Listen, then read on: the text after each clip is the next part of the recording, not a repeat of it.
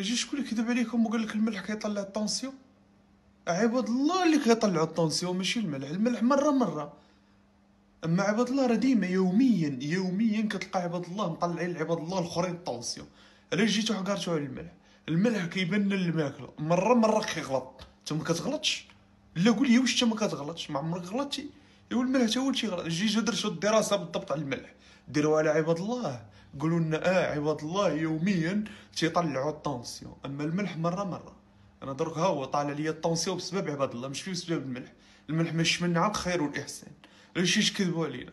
علاش تكذبوا علينا؟